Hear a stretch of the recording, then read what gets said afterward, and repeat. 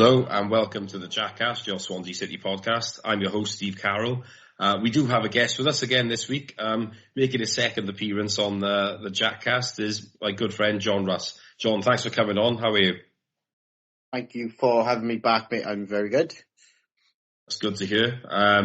Hopefully you're not too bad after what was a disappointing result on Saturday. But we've got 3 games to discuss. There was the trips to Luton and Plymouth, and obviously the game with Sunderland. We've also got to discuss the season ticket prices that were released last week, and then we'll look ahead to the festive period, because I can't see us doing another podcast this year really now, with a very hectic time of year and very quick turnaround between games as ever, which is always the highlight really of the festive season from my point of view. But let's start with the Luton game first, because that was the one the furthest to go. I mean, John, you were at Kenilworth Road. I mean, it was a disappointing first half, I would probably say, and obviously we've given away a soft goal with Ben Cabango, but you've got to say after that, in the second half, we were much improved, weren't we? Yeah, I think the best way to kind of sum this game up is, as we were leaving, everyone was a bit deflated. But usually you'd say you get a point away at Luton. I know they've struggled a bit this season, but it's always a tough game, and they've obviously got a decent squad for this level. Is a really good result, regardless of what happened. But we were all a bit deflated because I thought we controlled that game from start to finish, and we had more than enough chances to win it. And it's frustrating when you can see the goal like that.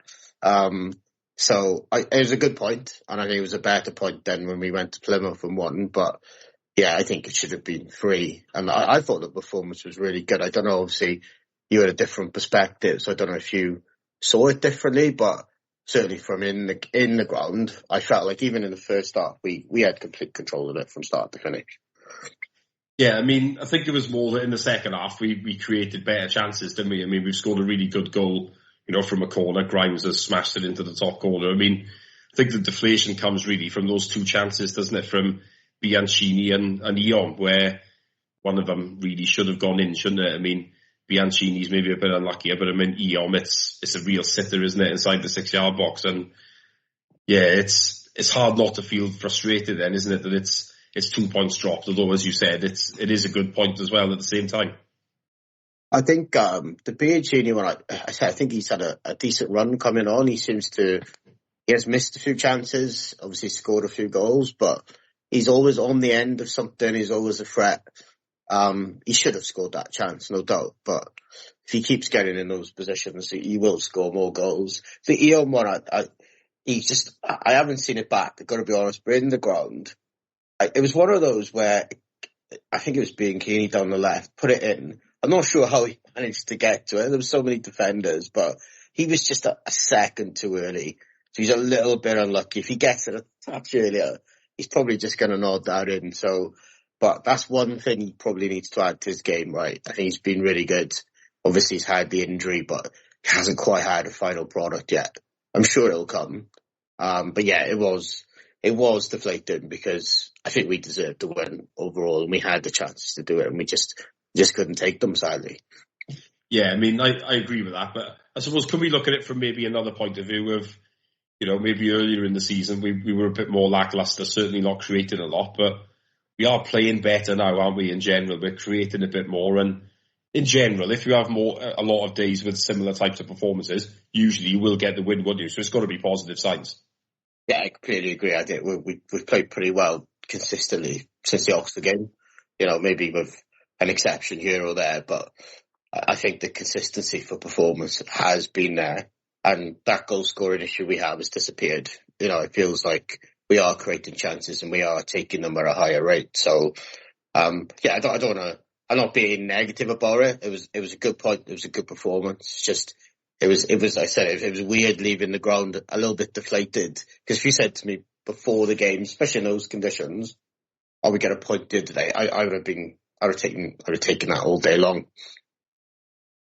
Yeah, I think that's fair. It's football could be a bit strange like that sometimes, where you could think it's a good point, but then there's also that like frustration at the back of your mind as well, and it's it's probably a little bit of a day like that, really. But we did then go to Plymouth in the midweek, and like I said, we managed to pick up a good win there. I mean, Plymouth I think they've only lost one at home or something. It's away from home where they've really struggled, and I would say that undoubtedly we deserve to win there. I mean, in our performance in particularly the early part, I would say, of the second half was really good, wasn't it? Yeah, I thought this was one of our best wins this season, because I think you've got to consider the full context. We go to Luton in horrific conditions, and then, a few days later we're back away again, so minimal preparation time.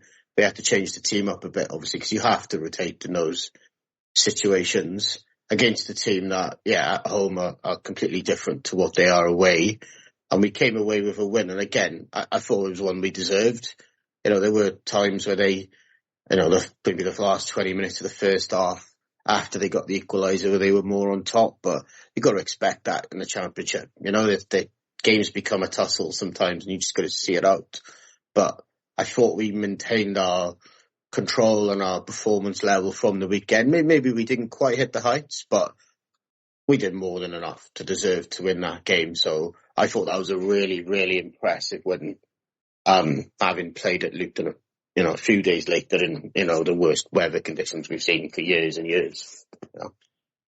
Yeah, I think that's a fair point, really. I mean, as a club, we often have to do so much travelling, don't we? Because we're so far out the way, and it's 200 odd miles to Luton. I think it's about 180 to Plymouth. I mean, to have that over the space of a couple of days, I mean, to get 4 points from that is really encouraging, I would say. And I think the best moment really of the game would have to be probably the second goal, wouldn't it? It was a move with many passes. I don't know the exact number, but then I think Pert Harris put Cullen in, and he's finished it off in a really good way, isn't he? And it was just a really lovely team goal. Yeah, I don't know what the pass count was, but I felt from the start of the second half we had a grip of it. We were kind of moving them around, and I felt like a goal was coming. I mean, it was brilliant play from Pert Harris, to be fair to the lad. Obviously, he's cut inside. It's just one of those balls that is so difficult to defend, and that's where Cullen can come alive. He can sniff out those chances, and he did well to finish it. So, really, really good goal. It was a shame we couldn't add a third after that and make it a bit more comfortable, but I'm never going to complain when you come away from an away game with a win. And I thought there were a lot of good individual performances in that match throughout the team. Yeah, I think the only real concern for me with the game was that we made some subs later on, and I can understand why, because such a hectic period, you need to try and give people a breather where possible. But it did feel as if that could have backfired with a couple of the players coming on. And I think what it shows really is that whilst we haven't got a bad side at the moment, the depth that we've got isn't huge, is it? And that's probably what could trip us up in some games, particularly if we were to pick up some injuries or suspensions. Yeah, I can see it from Luke's perspective. 2-0 up, was it 15 minutes to go, bringing on two very experienced players in Christie and Norton. You're probably thinking, we can see this out, but it does seem to go badly for us when we make those three subs in one go. It does seem to disrupt the flow. So, but your choices are your choices. I think Luke's taken some criticism this year, some substitutions, taking Franco off and stuff. And I understand that, but I also think people need to remember you do have to make subs. You do have to freshen the team up. It's a 46 game season. It's a real slog. So I do have a lot of sympathy for him there. So I can understand why he did it.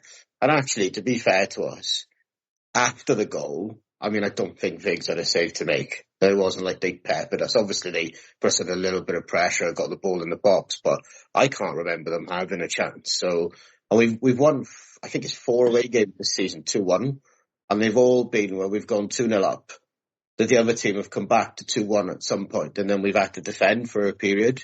So we can do it, and I take that as a huge positive. Like 4 away wins at this stage, I think it's a very good sign. And I think they were saying on one of the Championship broadcasts I was watching, like the away wins statistically this season are the lowest it's been for a long, long time. So we're kind of bucking a trend a little bit, and our home form's not very good, mind.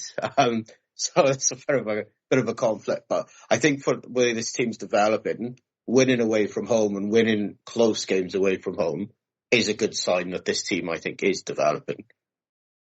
Yeah, I agree with you. And I mean, you look back to last season and the time under Russell Martin really as well, where there were a lot of hide-ins in some games we'd offer, especially against some of the better sides, and that hasn't happened so much now, is it? I mean, we've not lost any game, I don't think, if we by more than one goal all season. So that's pretty good going when you're pretty much closing on the halfway mark, really. And you think last year there must have been numerous ones by this point that we'd lost by more than one. So it clearly tells us, doesn't it, that we're a work in progress. We're certainly not the finished article, but as Williams approaches a year in charge, there's certainly been an upturn, isn't there? And we should feel positive that can continue.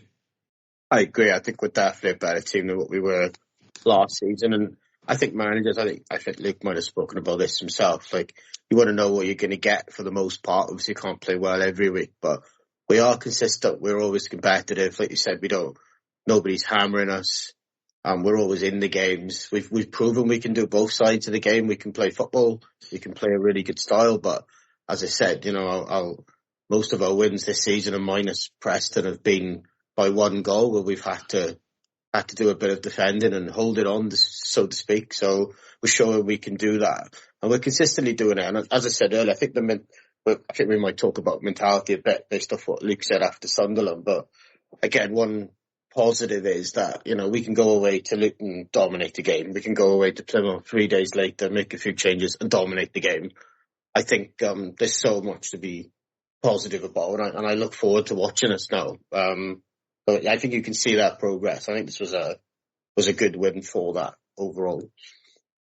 Yeah, absolutely. So we're saying all these positive things here, but I think we might have to say a couple of different things now for about what we talk about next, because obviously Sunderland came to South Wales at the weekend.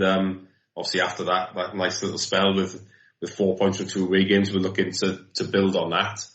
I mean, it started incredibly well, really. A nice goal by Vipotnik. The best free kick I think I've seen via Swans player in, I can't tell you how long, from Liam Cullen. It was stupendous, really. Looked even better with it going in off the bar. But, at that point, things were looking brilliant, even though we probably hadn't created a huge amount, did we? But we obviously tuned it up. We're full of confidence, and we were hoping to kick on. But it didn't turn out like that, did it? No, I thought it was a great finish from Vipotnik, actually. I think somebody said to me they thought it was a little bit lucky, but the ball's coming up and dropping out of the sky like that, it's really hard to control that. So I thought he did really well just to get it on target. So a really good finish. And then, I don't know why. Do you know what I have a feeling? It's easy to say it afterwards. I had a feeling that was going in from Cullen. The way he's playing right now, the confidence he's got. When was the last time we scored a free kick at home? I know Cullen got one at Coventry, but was it Selena in the FA Cup? I can't remember. Selena has scored one, doesn't he? I mean, that springs to mind. But otherwise, you're going back to, the Sigurdsson days, really. I mean, it's nuts, isn't it? It's, but to have a free kick taker is such a string to your bow, isn't it? I mean, when I was sitting, when I saw Matt Grimes move away from it, I was delighted, because he never seems to score from them. But I mean, it's just encouraging now that Cullen has scored one that was so good that he has to be on them for the future, and hopefully there'll be a few more like that, won't there? Yeah, I mean, all due respect to Matt, because I love him, but I don't think free kick taking has proven to be his strength. I don't think he's even come close to getting one. So I think that is the next one that Cullen gets. I'm not saying he's going to be Sigurdsson levels of scoring them, because he was remarkable, but I'm sure he can get more. It was a brilliant free kick, and I'm with you on it. Always looks better when it hits the underside of the bar. Right? You got that little half second where you don't know if it's going to go in or not. It was a pretty sight. Brilliant goal. Yeah, it was. It's certainly going to be a goal of the season contender for the Swans, isn't it? And as I said, I think when it goes in off the bar, it does look a bit more special. I think there was a mixture of shock and joy, really, when it did go in, because I don't think anybody really saw that coming. But it was a special moment, and at that point we were we were flying high, as I say, and it was looking brilliant, really. But yeah, it was disappointing, really, after that, wasn't it? Particularly in the second half. I mean, I've got to say, I think it's probably one of the worst that we've played. And we couldn't really keep the ball. We didn't threaten a lot, and obviously we've paid quite a heavy price. Although against what we have to say is a good side, they did, do well against us in the second half, didn't they? Particularly out wide, and we didn't really have the answers, did we? Yeah, I didn't think we ever had control of the game, even when we went 2-0 up. Like the first goal, great finish as it was, kind of came from like a cross in the box that's looped up, and then we scored from a set piece. It wasn't like we came out and battered them for 20 minutes. We just didn't have control of it, and we never got control of it. And Sunderland weren't. Again, it wasn't a game where there were lots of chances on our goal, and Vigouroux was having to make save after save. But I felt they were better than us for the majority of it. I think you could sense it in the first half, and especially in the second half. I think they were just a little bit sharper. The touch was better. I thought they were physically really strong. And I can't remember us having a worthwhile attack, in the second half. And I think a lot of it came from, I think we're at our best when we're building for our full-backs, when Key and Tynham can get forward. Tynham in particular is really good at it. I know Key kind of plays inverted, but they could not get forward. And I think part of that might be driven by the quality of the Sunderland wingers, who were clearly a huge threat.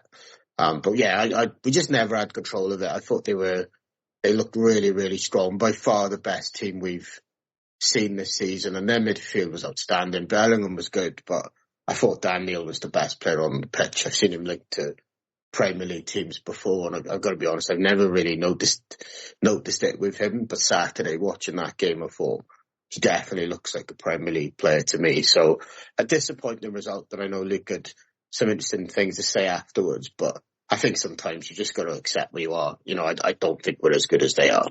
I was really, really impressed by far the best team we've played this season. I wouldn't say it's even close. Yeah, I think the frustration really comes from, doesn't it, being 2-0 up and losing. I mean, I think before the game, if we'd had a draw, I think everyone probably would have said that was quite a reasonable result, really. But I did want to touch on the comments from Luke Williams, really. I mean, so what he said was there was a lot of doubt. It stank of it. I could feel it coming off the pitch into the technical area. We're miles off the top six level. We're not even close. That's very obvious after watching that. Thinking about the top six is one thing, but playing against the top six and getting destroyed makes you realise we're nowhere near it. It's not even about how we can play against the top six. It's the mentality.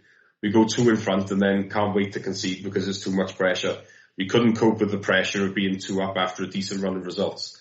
I mean, I think there is an element of truth in what you say, and I can't be too critical of that, but I'm not sure he should have aired that publicly necessarily. I mean, it's quite a brave move, isn't it, to sometimes really criticise your players in public. I mean, I think the more diplomatic approach might have worked, where he could have said, look, we've not played well. The opposition have asked us questions we haven't had answers to. From 2-0 up to lose is not good enough. We've got to do better. Do you think he's gone a bit far publicly or not? I've been thinking about it, and I'd like to think no. You're absolutely right. It is a brave thing to do, to criticise your players in public. If you remember, he didn't talk about mentality, but he went really critical after Middlesbrough away last year, where I think he criticised both teams for the quality of the game. Yeah, I think on that occasion, it was quite interesting because I remember thinking to myself, I'm actually glad he's done this, because throughout the season, there have been so many stinkers, and it almost felt as if the players had gone off scot-free, like people had blamed Duff and 1 or 2 other things. Yeah. But I did feel on that occasion, they had it coming, really. It was a bit like, you lot have let us down 1 too many times here, and he's dished it out. But I think Saturday he may have got it wrong. That's my instinct.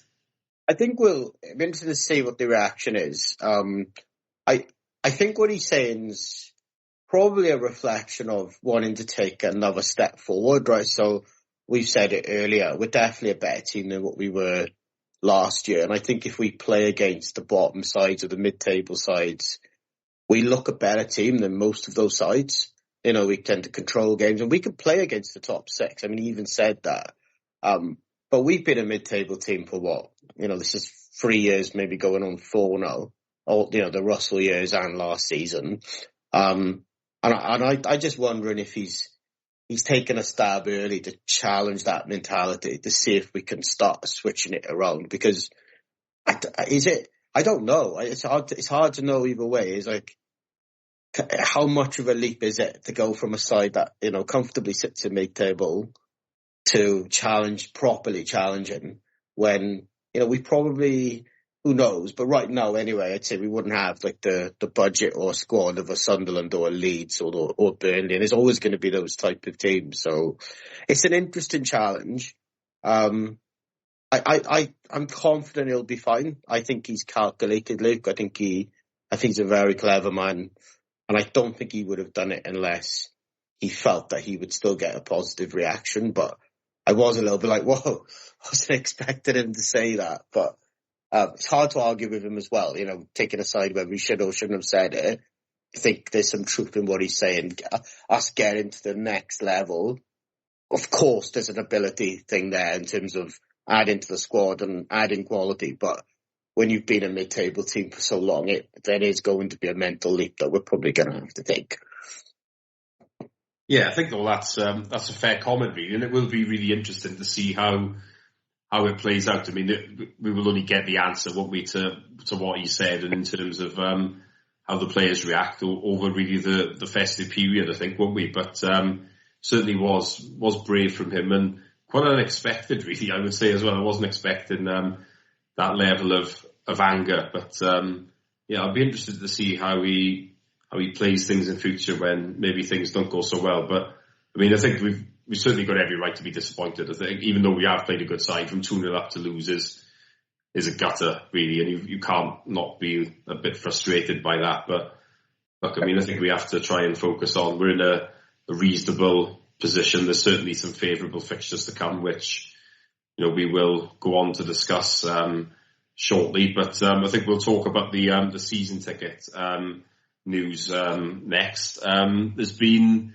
obviously, it's usually around this time of year that the prices get released. In general, prices have been frozen, which I think is a good thing. Still generally paying under 20 quid a game per adult, and you can't be too critical of that, I would say. But then I think the interesting thing is what they've done with the family stand and some of the concessions, really. So I think for the early bird, you can have an adult season ticket for 300 quid as long as you've got a child one of 65 with you. And I think that's really good from my point of view. And they've tried to change the concessions as well. I think there's now an under 14 and under 23 or under 21 ticket, something like that as well. So I mean, this is, I think there's been much discussion amongst the fan base, John, regarding the family stand in particular being empty. And it's a concern because, I mean, that is the future of the club, really. So I think it's got to be considered a really good thing that the club are trying to do something about it. And hopefully it'll make a difference, won't it? Yeah, I think there's many reasons for that. Obviously, as we just said, we've been, hovering in mid-table for a number of years, and that's just the reality of there's some people who will go regardless, but some people will only go or go consistently when we're doing better than what we've been doing. And then obviously the cost of living, I think, has played into this as well.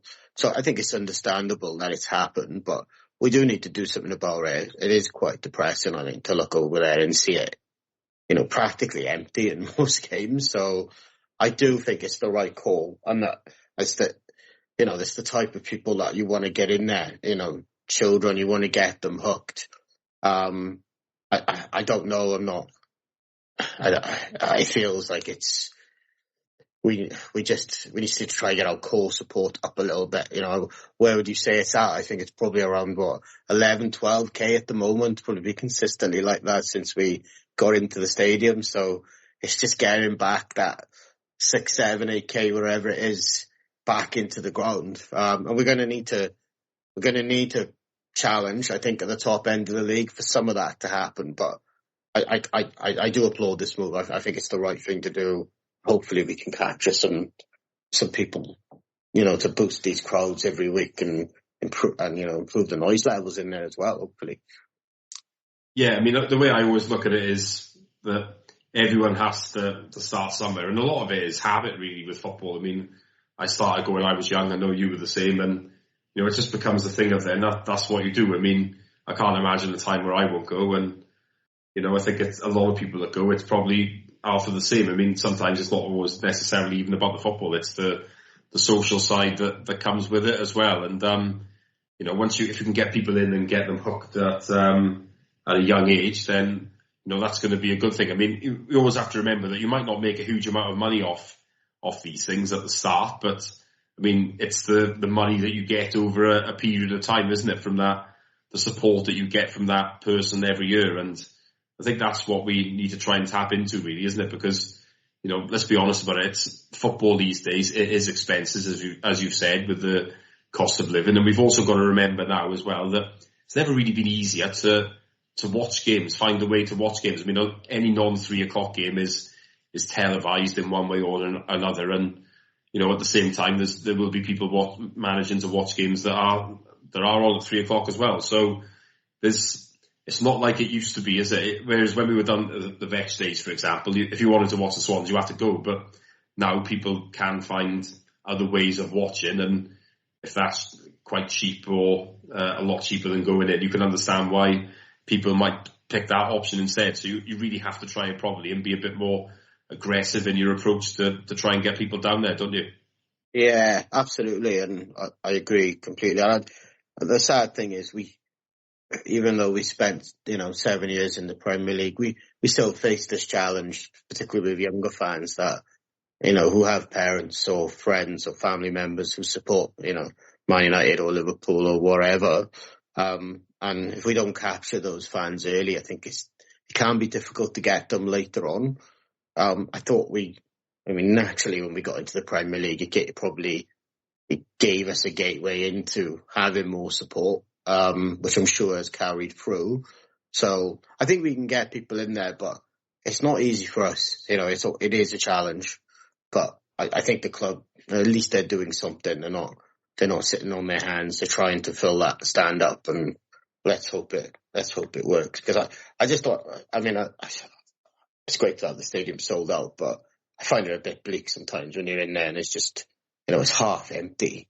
It's just, I don't know, it doesn't feel the same to me. So I'm really hoping it works for next season.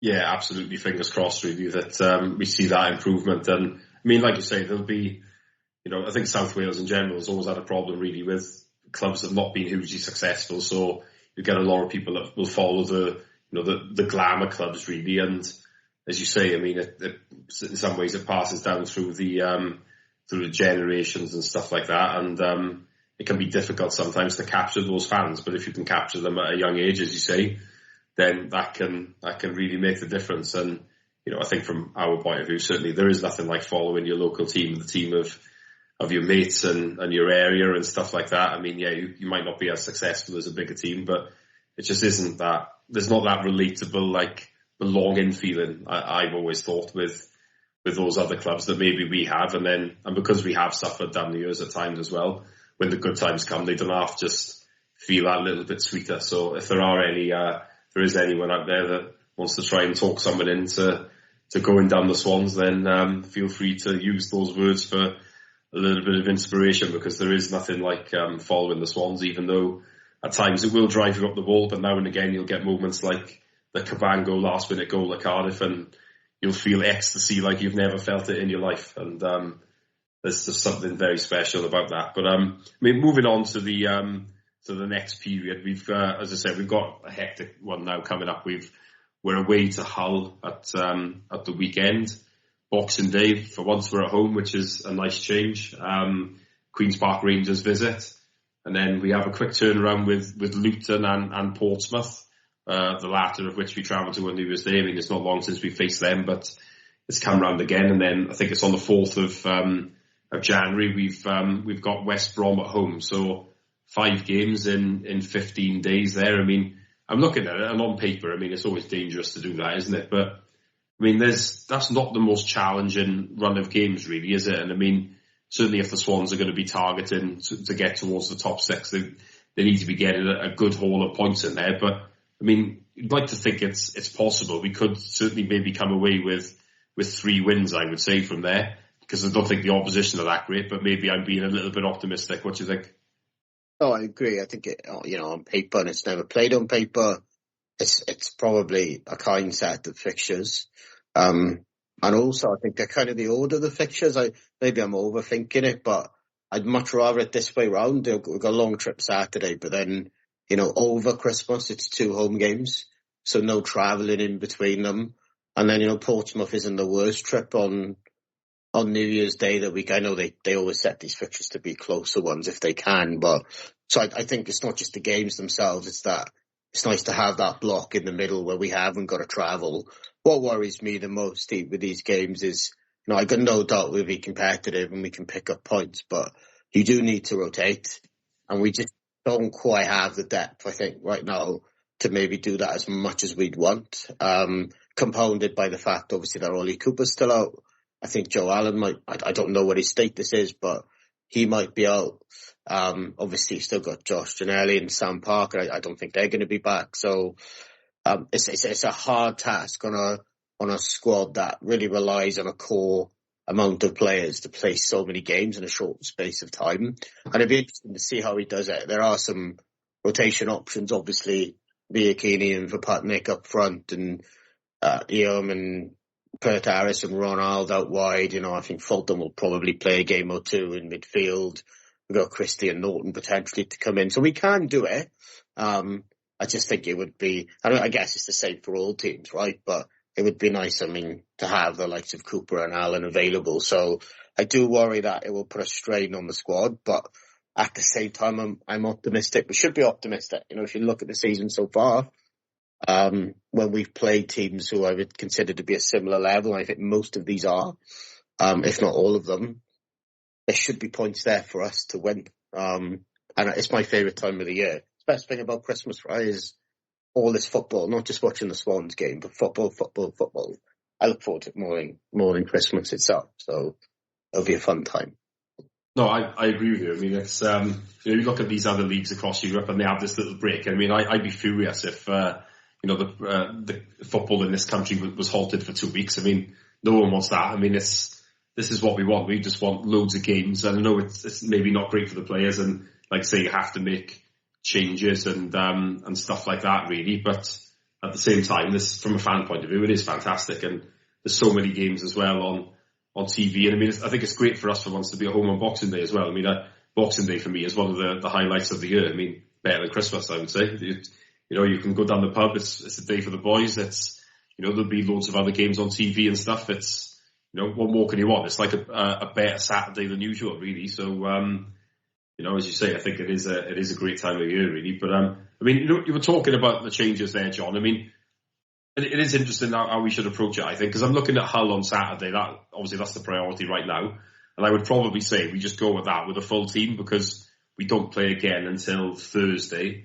That's enough of a gap, really, I would say, from my point of view, to, just play the full team and then start to rotate after that, really. But as you say, we don't have a huge amount of options, do we? But at the end of the day, Williams is going to have to look at what he's got and inevitably have to make maybe some changes that he might not like, just to try and keep everybody fresh. And that is, that's the balance, really, isn't it? I think, you look at January and you think it'd be nice to get a couple in, but obviously that's not going to happen, is it, before this little spell?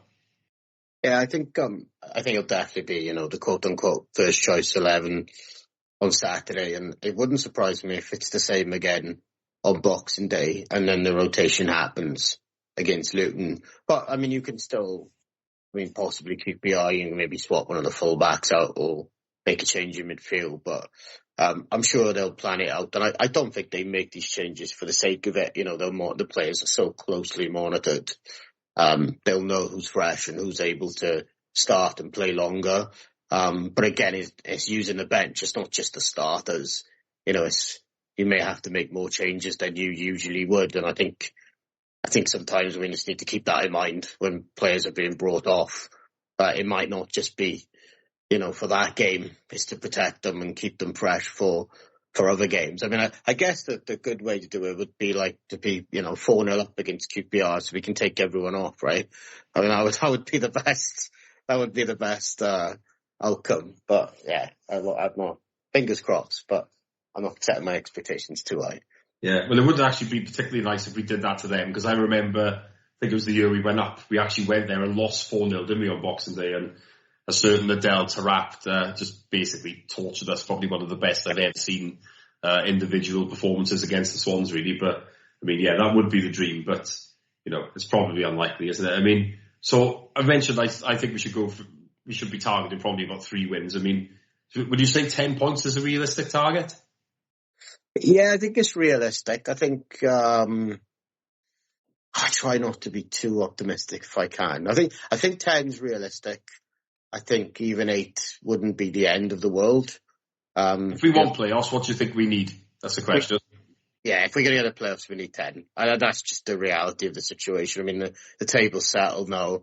We're a little bit behind that. So I think we can do it. Like I said, I think the strain on the squad worries me, particularly if we pick up a knock or two and more players end up being out. But I don't look at any of these games and think, that's a tough one. Obviously, we haven't played Hull yet. They're struggling. I think they're probably a better side than what they've shown. They've got a new manager who would have had a chance to work with them this week. So maybe it's a tougher game than what it looks on paper. But the home games, I don't think QPR, I think they're on a good run, but I don't think they're any shakes. And we owe them after that game last year at home. That was horrific. Bad. I mean, Luton, I was not impressed by them at all. I thought they were absolute guff. We played them a few weeks ago. So you have to think there's wins then. And Pompey, again, a weird team at the moment. They've obviously been on a positive run, go to Derby and get completely hammered. But I thought they were wide open down here. Like the way they approached the game, I can't remember too many championship games where it was so easy to create chances, particularly in the second half. Obviously, we didn't win the game because we didn't take those chances and we conceded some sloppy goals. And I know it's different away from home, but I would fancy us there. I think they're the type of team, Pompey, where they're probably not going to sit in. They probably will have a go at us, and I think sometimes that suits us. And I am thinking, I don't know what you think, Steve, but we might be a better away team than we are at home. Less pressure maybe away. Teams not sitting in, kind of sitting back, playing us in an open game where we can exploit space a bit more. So we desperately need to add to the home wins, but it may be that we're stronger away this year.